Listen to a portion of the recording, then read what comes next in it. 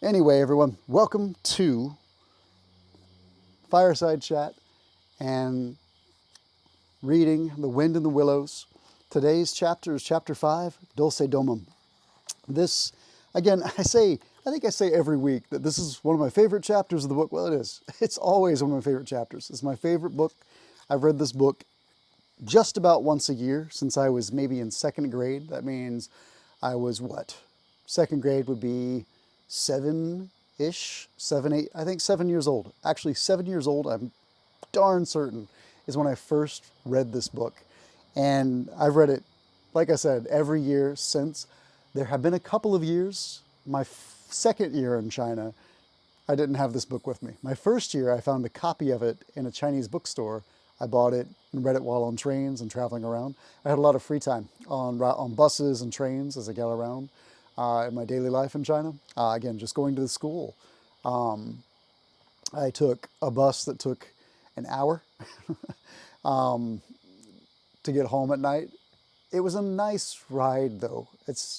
Maybe it sounds like a long time, maybe not, but it was a ride that I actually really enjoyed because it would drive me by all these outdoor food markets and food stalls. And this time of year in the fall, China nightlife is amazing. It's bustling. There are people, families out eating delicious food. Maybe not the healthiest food, but delicious food late into the evening. And it's just, what is it? It's 9:47 p.m. here on the East Coast, and people are pretty much turning in.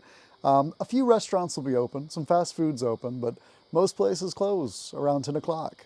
And I really miss that food nightlife where you go out with your friends, go out with your family, and grab hundreds of different types of delicious treats. Something I really do and truly miss. I hope one day I can do one of these, or at least maybe a VOD. I can do a VOD, maybe, video on demand, in China for everybody and show you some of these things that I love in that country. But it's a challenge because Twitch, doubt we can use it in China. Facebook, not going to happen. Google, nope. So there's some limitations. But as far as taking video and being video ready, I've carried camera equipment all throughout the country. I've never had any trouble at all. It has much more to do with being respectful to people you meet than showing some secret side of China. There's this idea that you just can't take video and you can't freely do a lot of things in China, which is true and untrue. If you're not calling a lot of attention to yourself, it's no big deal, right? But if you're out there and you're flamboyant and you're, hey, look at me, and or you're critiquing and openly criticizing, somebody's going to say something, and that's when somebody shows up at your door, right? Anyway, one day I'll talk about that in much more detail, I think, on one of these fireside chats, but we'll wait. We'll save it. Oh, I gotta figure out how I want to sit. Let me get one little stretch out here, and I think we're good to go. All right, again, good to see everybody. Chapter 5, Dulce Domum, The Wind in the Willows. Dulce Domum. The sheep ran huddling together against the hurdles, blowing out thin nostrils and stamping with delicate forefeet, their heads thrown back with a light steam rising from the crowded sheep pen into the frosty air as the two animals hastened by in high spirits. With much chatter and laughter, they were returning across country after a long day's outing with Otter, hunting and exploring on the wide uplands, where certain streams tributary to their own river had their first small beginnings, and the shades of the short winter day were closing in on them, and they had still some distance to go. Plodding at random across the plough, they heard the sheep and had made for them. And now, leading from the sheep pen, they found a beaten track that made walking a lighter business, and responded, moreover, to that small inquiring something which all animals carry inside them, saying unmistakably, yes, quite right, this leads home.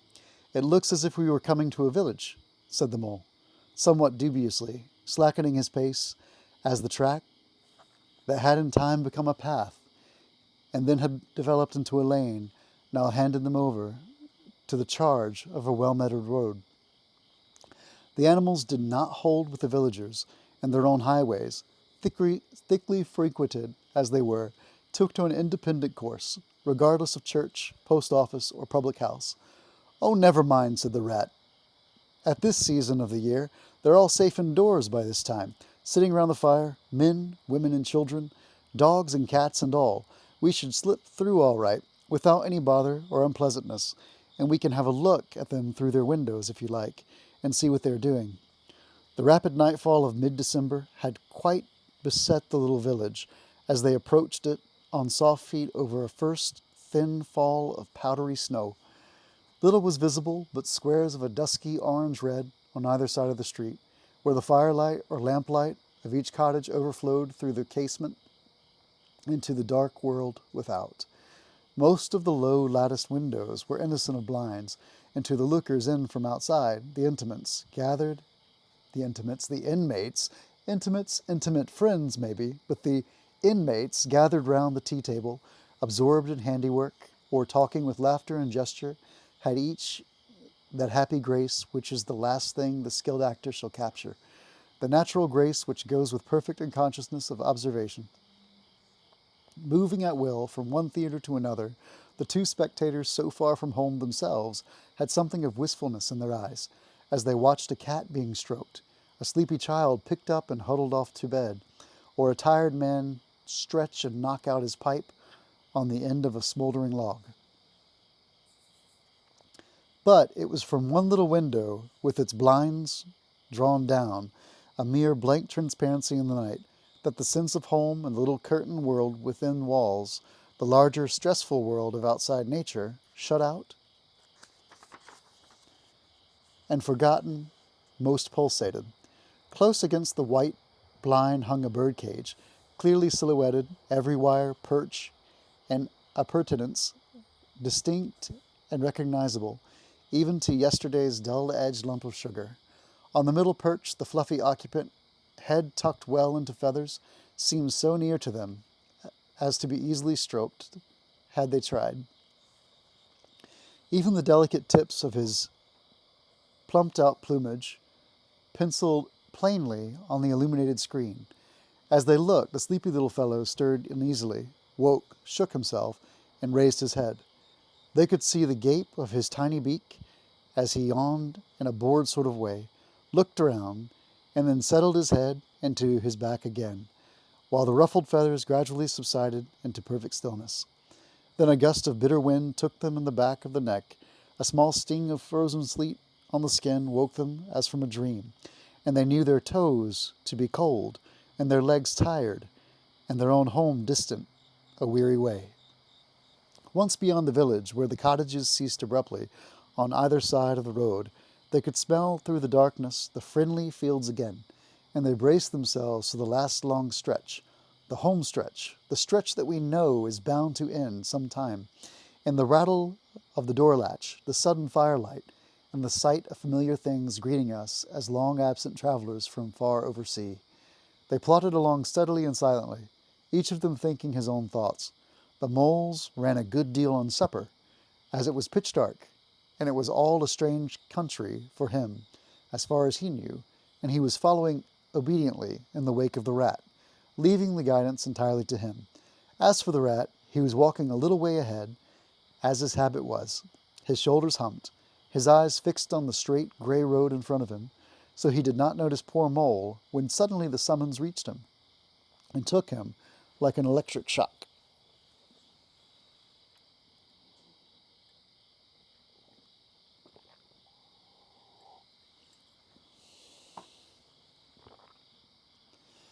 We others, who have long lost the more subtle of the physical senses, have not even proper terms to express an animal's intercommunications with his surroundings, living or otherwise, and have only the word smell, for instance, to include the whole range of delicate thrills which murmur in the nose of the animal night and day, summoning, warning, inciting, repelling. It was one of these mysterious fairy calls from out the void that suddenly reached Mole in the darkness, making him tingle through and through with its very familiar appeal. even while yet he could not clearly remember what it was. He stopped dead in his tracks, his nose searching hither and thither in its efforts to recapture the fine filament, the telegraphic current that had so strongly moved him. A moment he had caught it again, and with it, this time, came recollection in fullest flood. Home! That was what they meant. Those caressing appeals, those soft touches wafted through the air. Those invisible little hands pulling and tugging all one way. Why, it must be quite close by him at the moment. His old home that he had hurriedly forsaken and never sought again. That day when he first found the river. And now it was sending out its scouts and its messengers to capture him and bring him in. Since his escape on that bright morning, he had hardly given it a thought, so absorbed had he been in his new life, in all its pleasures, its surprises, its fresh and captivating experiences. Now with a rush of old memories, how clearly it stood up before him in the darkness. Shabby indeed, and small and poorly furnished, and yet his, the home he had made for himself, the home he had been so happy to get back to after his day's work. And the home had been happy with him too, evidently, and was missing him, and wanted him back, and was telling him so, through his nose, sorrowfully, reproachfully, but with no bitterness or anger, only with plaintive reminder that it was there, and wanted him. The call was clear, the summons was plain, he must obey it instantly and go. Ratty, he called, full of joyful excitement. Hold on, come back, I want you, quick. Oh, come along, Mole, do, replied the rat cheerfully, still plodding along. Please stop, Ratty, pleaded poor Mole, in anguish of heart. You don't understand. It's my house. It's my home. I've just come across the smell of it, and it's close by here, really quite close, and I must go to it. I must. Oh, come back, Ratty. Please come back. The rat was by this time very far ahead, too far to hear clearly what the mole was calling, too far to catch the sharp note of painful appeal in his voice, and he was much taken up with the weather, for he too could smell something suspiciously like approaching snow. Mole, we mustn't stop now. Really, he called back. We'll come for it tomorrow, whatever it is you found. But I daren't stop now. It's late, and the snow's coming on again. And I'm not sure of the way. And I want your nose, Mole, so come on quick, there's a good fellow. And the rat pressed forward on his way without waiting for an answer. Poor Mole stood alone in the road, his heart torn asunder, and a big sob gathering, somewhere, low down inside him, to leap up to the surface presently, he knew in passionate escape. But even under such a test as this, his loyalty to his friend stood firm. Never for a moment did he dream of abandoning him. Meanwhile, the wafts from his old home pleaded, whispered, conjured, and finally claimed him imperiously. He dared not tarry longer within their magic circle. With a wrench that tore his very heartstrings, he set his face down the road and followed submissively in the track of the rat, while faint, thin little smells, still dogging his retreating nose, reproached him for his new friendship and his callous forgetfulness. With an effort, he called up to the unsuspecting rat, who began chattering cheerfully about what they would do when they got back, and how jolly a fire of logs in the parlor would be, and what a supper he meant to eat, never noticing his companion's silence and distressful state of mind. At last, however, when they had gone some considerable way further, and were passing some tree stumps at the edge of a copse that bordered the road, he stopped and said kindly, Look here, Mole, old chap, you seem dead tired. No talk left in you, and your feet dragging like lead. We'll sit down here for a minute and rest. The snow has held off.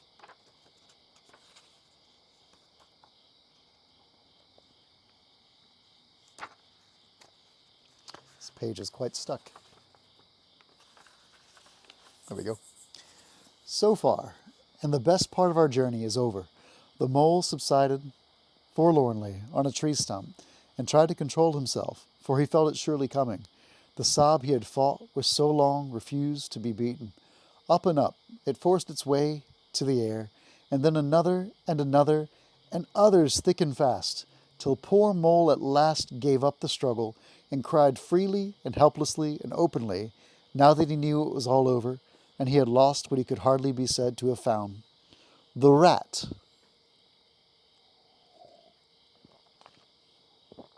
The rat, astonished and dismayed at the violence of Mole's paroxysm of grief, did not dare to speak for a while.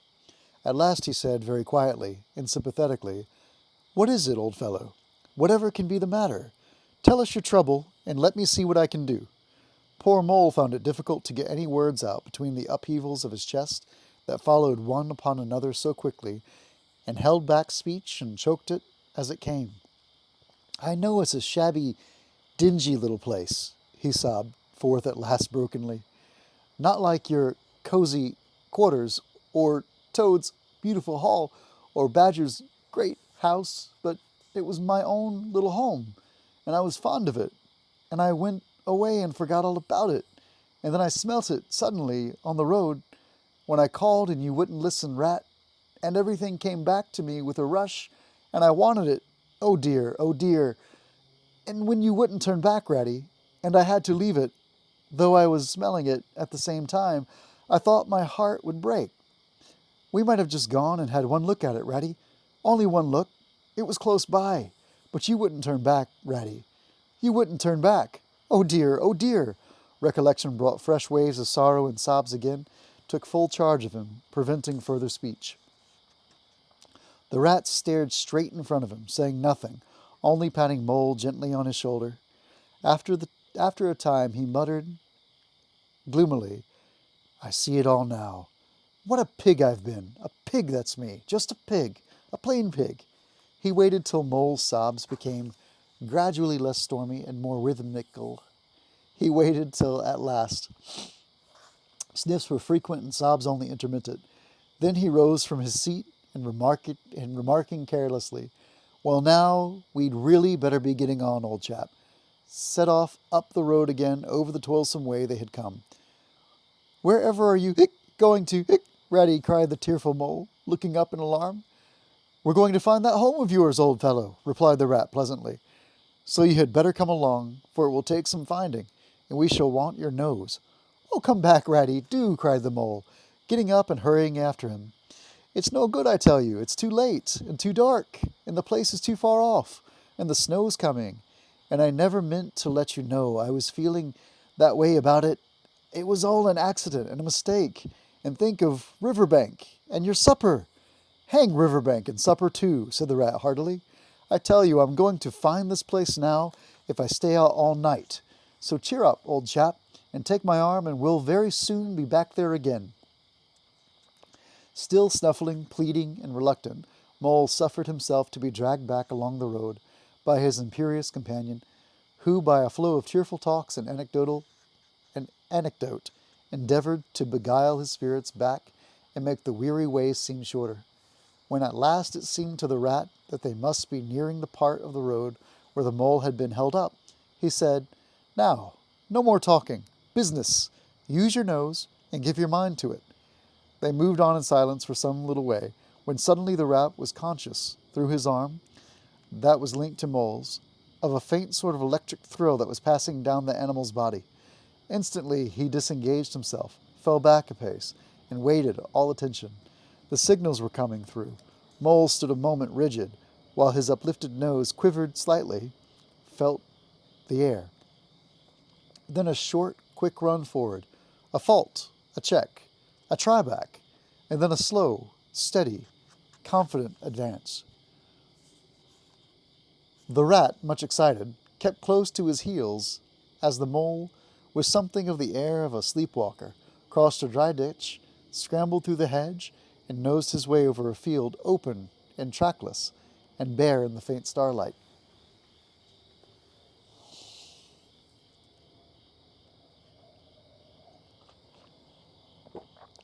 Suddenly, without giving warning, he dived, but the rat was on the alert, and promptly followed him down a tunnel to which his unerring nose had faithfully led him.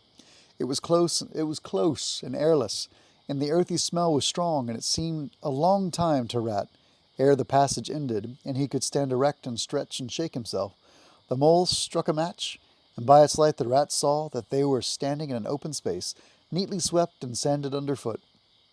And directly facing them was Mole's little front door, with Mole Inn painted, in Gothic lettering, over the bell pull at the side. Mole reached down a lantern from a nail on the wall and lit it, and the rat looking round saw him, and saw that they were in a sort of forecourt. A garden seat stood on one side of the door, and on the other a roller, for the mole, who was a tidy animal, when at home, could not stand having his ground kicked up by other animals into little runs that ended in earth heaps. On the walls hung wire baskets with ferns in them, alternating with brackets carrying plaster statuary. Garibaldi and the infant Samuel and Queen Victoria and other heroes of modern Italy. Down and on one side of the forecourt ran a skittle alley, with benches along it and little wooden tables marked with rings that hinted at beer mugs. In the middle was a small round pond containing goldfish, and surrounded by a cockleshell border. Out of the center of the pond rose a fanciful erection, clothed in more cockleshells, and topped by a large silvered glass ball that reflected everything all wrong, and had a very pleasant effect. Mole's face beamed at the sight of all these objects so dear to him, and he hurried Rat through the door, hid a lamp in the hall, and took one glance round his old home.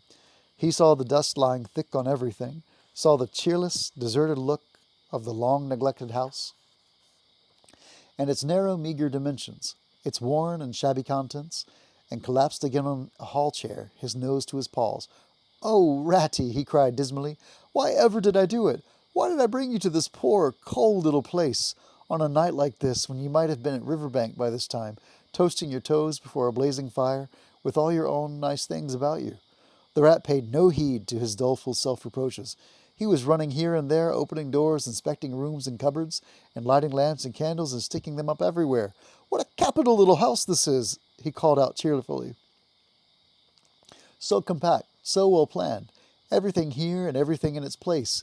We'll make a jolly night of it. The first thing we want is a good fire. I'll see to that. I always know where to find things. So this is the parlor. Splendid. Your own idea. Those little sleeping bunks in the wall? Capital.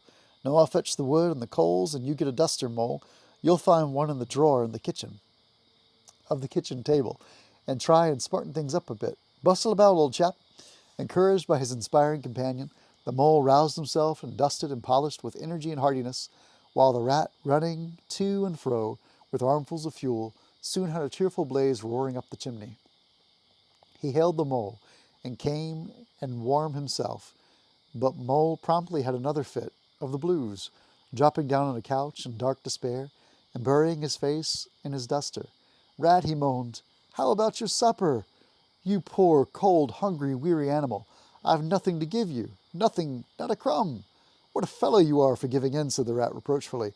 "Why, only just now I saw a sardine opener in the kitchen dresser, quite distinctly, and everybody knows that means there are sardines about somewhere in the neighborhood. Rouse yourself, pull yourself together, and come with me and forage." They went and foraged accordingly, hunting through every cupboard and turning out every drawer. The result was not so very depressing, after all, though of course it might have been better. A tin of sardines, a box of Captain's biscuits, nearly full, and a German sausage encased in silver paper. "There's a banquet for you," observed the rat, as he arranged the table. "I know some animals who would give their ears to be sitting down to supper with us tonight." "No bread," groaned the mole, dolorously. "No butter, no pâté de foie gras, no champagne," continued the rat, grinning. "And that reminds me, what's that little door at the end of the passage? Your cellar, of course. Every luxury in this house. Just you wait a minute." He made for the cellar door and presently reappeared, somewhat dusty, with a bottle of beer in each paw and another under each arm. "Self-indulgent beggar you seem to be, Mole," he observed. "Deny yourself nothing. This is really the jolliest little place I ever was in. Now, wherever did you pick up those prints? Make the place look so homely, they do. No wonder you're so fond of it, Mole. Tell us all about it, and how you came to make it what it is."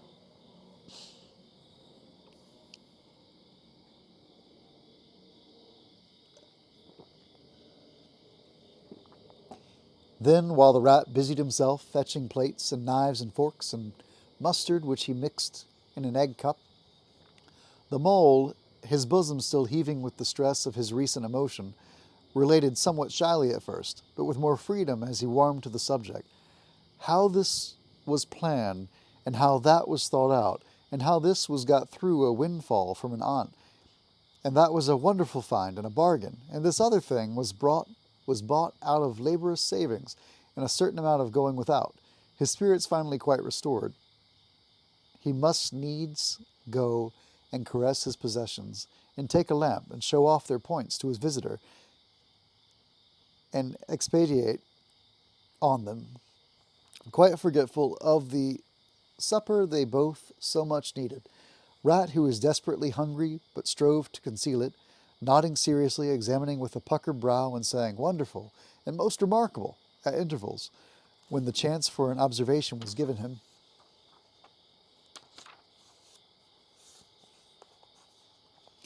At last the rat succeeded in decoying him to the table, and had just got seriously to work with the sardine opener when sounds were heard from the forecourt without, sounds like the scuffling of small feet in the gravel and a confused murmur of tiny voices, while broken sentences reached them, now all in a line.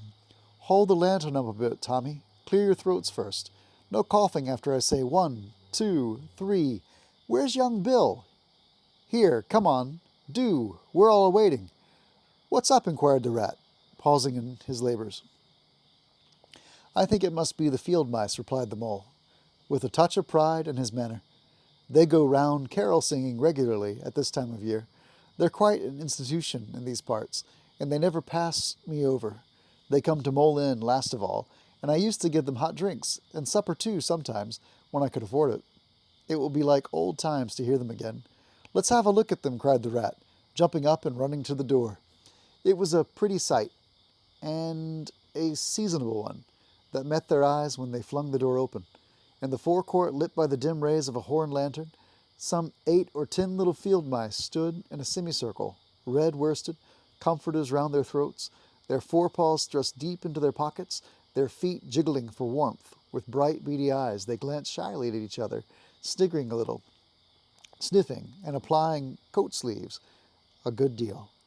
As the door opened, one of the elder ones that carried the lantern was just saying, "Now then, 1, 2, 3, and forthwith their shrill little voices uprose on the air, singing one of the old-time carols that their forefathers composed in fields that were fallow and held by frost, or when snowbound in chimney corners, and handed down to be sung in the miry street to lamplit windows at Yuletime. I'm not going to sing it. I'm going to read it like a poem. Villagers, all, this frosty tide, let your door swing open wide, though the wind may follow and snow beside. Yet draw us in by your fire to bide. Joy shall be yours in the morning. Here we stand in the cold and the sleet, blowing fingers and stamping feet, come from far away to greet you by the fire, we in the street, bidding you joy in the morning. For ere one half of the night was gone, sudden a star has led us on, raining bliss and benison, bliss tomorrow and more anon, joy for every morning. Goodman Joseph toiled through the snow, saw the star o'er a stable low. Mary she might not further go, welcome thatch and litter below. Joy was hers in the morning. And then they heard the angels tell, who were the first to cry Noel. Animals all, as it befell, in the stables where they did dwell. Joy shall be theirs in the morning. The voices ceased, the singers bashful, but smiling exchanged sidelong glances, and silence succeeded, but for a moment only. Then from up above and far away down the tunnel they had so lately traveled, was borne to their ears in a faint musical hum, the sound of distant bells ringing a joyful and clangorous peal. Very well sung, boys, cried the rat heartily. And now come along in, all of you, and warm yourselves by the fire, and have something hot. Yes, come along, field mice, cried the mole eagerly. This is quite like old times. Shut the door after you. Pull up that pull up that settle to the fire. Now you just wait a minute while we... Oh, Ratty, he cried in despair, plumping down on a seat with tears impending. Whatever are we doing? We've nothing to give them. You leave all that to me, said the masterful rat. Here, you with the lantern. Come over this way. I want to talk to you now. Tell me, are there any shops open at this hour of the night? Why, certainly, sir, replied the field mouse respectfully. At this time of the year, our shops keep open all sorts of hours. Then look here, said the rat. You go off at once, and you and your lantern, and you get me. Here. Much muttered conversation ensued, and the mole only heard bits of it, such as, fresh mind. No, a pound of that will do. See you get Buggins, for I won't have any other. No, only the best. If you can't get it there, try somewhere else. Yes, of course. Homemade, no tin stuff. Well then, do the best you can. Finally there was a chink of coin passing from paw to paw. The field mouse was provided with an ample basket for his purchases, and off he hurried, he and his lantern. The rest of the field mice perched in a row on the settle. Their small legs swinging gave themselves up to enjoyment of the fire, and toasted their chilblains till they tingled, while the mole, failing to draw them into easy conversation, plunged into family history and made each of them recite the names of his numerous brothers, who were too young, it appeared, to be allowed to go out a-caroling this year, but looked forward very shortly to winning the parental consent. The rat, meanwhile, was busy examining the label on one of the beer bottles. I perceive this to be Old Burton, he remarked approvingly. Sensible mole, the very thing. Now we shall be able to mull some ale. Get the things ready, mole, while I draw the corks. It did not take long to prepare the brew, and thrust the tin heater well into the red heart of the fire, and soon every field mouse was sipping and coughing and choking, for a little mulled ale goes a long way, and wiping his eyes and laughing and forgetting, he had never been cold in all his life. He had ever been cold in all his life. They act plays, too, these fellows, the mole explained to the rat. Make them up by themselves and act them afterwards, and very well they do it, too. They gave us a capital one last year, about a field mouse who was captured at sea by a Barbary corsair, and made to row in a galley, and when he escaped and got home again, his lady-love had gone into a convent. Here, you were in it, I remember. Get up and recite a bit. The field mouse addressed, got up on his legs, giggled shyly, looked round the room, and remained absolutely tongue-tied. His comrades cheered him on. Mole coaxed and encouraged him, and the rat went so far as to take him by the shoulders and shake him, but nothing could overcome his stage fright. They were all busily engaged on him like watermen applying the Royal Humane Society's regulations to a case of long submersion. When the latch clicked, the door opened, and the field mouse with the lantern reappeared, staggering under the weight of his basket. There was no more talk of play acting once the very real and solid contents of the basket had been tumbled out on the table. Under the generalship of Rat, everybody was set to do something or to fetch something. In a very few minutes supper was ready, and Mole, as he took the head of the table in a sort of a dream, saw a lately barren board set thick with savory comforts, saw his little friends' faces brighten and beam as they fell to without delay, and then let himself loose, for he was famished indeed, on the provender so magically provided, thinking what a happy homecoming this had turned out after all. As they ate, they talked of old times, and the field mice gave him the local gossip up to date, and answered as well as they could the 100 questions he had to ask them.